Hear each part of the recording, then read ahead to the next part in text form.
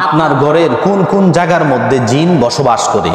ভাইয়ারা আমার, মানুষের প্রত্যেকটা মানুষের ঘরের মধ্যেই জিনদের বসবাস রহিয়াছে। তবে যেই সমস্ত ঘর পরিত্যক্ত অবস্থায় পড়ে আছে কিন্তু বিছানাগুলি এখনো বিছানো, অনেক মানুষ আছে ঈদ কলার মধ্যে কাজ করতে চলে যায়, অনেক মানুষ আছে যে ঢাকা শহর কাজ করতে চলে যায়, কিন্তু বিছানাপত্র এখনো বাস করা আছে, অর্থাৎ সুন্দর করে বেডিং বিছানো আছে।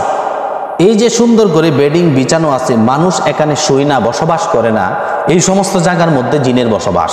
এক নাম্বার, যেই বেডটা বিছানো আছে কিন্তু মানুষ বসবাস করে না, এই বেডটার মধ্যে বদ জিনের আসর আছে। বদ জিন ওই বেড বিছানার মধ্যে বসবাস করে এখানে থাকে।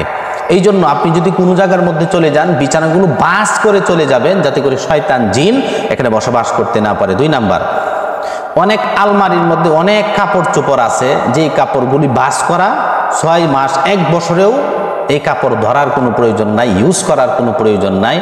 আলমারির মধ্যে যেই কাপড় আছে বাস করা, ওই কাপড়ের মধ্যেও জিনদের বসবাস আছে। অথবা আলনার মধ্যে যেই কাপড়গুলি বাস করা আছে, অনেক দিন পর্যন্ত মানুষ ধরে না, ছয় না, ব্যবহার করে না, ইউজ করে না, ওই আলনার মধ্যেও, ওই কাপড়ের মধ্যেও জিনদের বসবাস।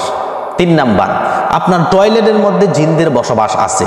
যেই টয়লেট একেবারেই অপরিচ্ছন্ন, দীর্ঘদিন পর্যন্ত পরিষ্কার করা হয় না, পাকশাক করা হয় না, ওই টয়লেটের মধ্যে জিনদের বসবাস আছে।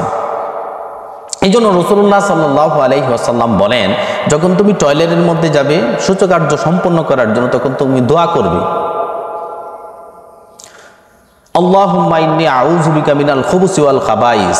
বদ জিন থেকে বাঁচার জন্য, ডিফেন্স বা আত্মরক্ষার জন্য আপনি আল্লাহর কাছে দোয়া করতেছেন। সুতরাং আপনার টয়লেটের মধ্যেও জিনদের বসবাস রহিয়াছে। অথবা মাগরিবের নামাজের পর যদি আপনি জানালা যদি খুলে রাখেন, এক সময় কখনো আপনি জানালা খুলে রাখতে পারবেন না, কারণ আপনি মাগরিবের নামাজের পর জিনদের বসবাস শুরু হয়ে যায়। জানালা যদি খোলা থাকে আপনার ঘরের মধ্যে জিন প্রবেশ করতে পারে, জানালা বন্ধ করে দিবেন।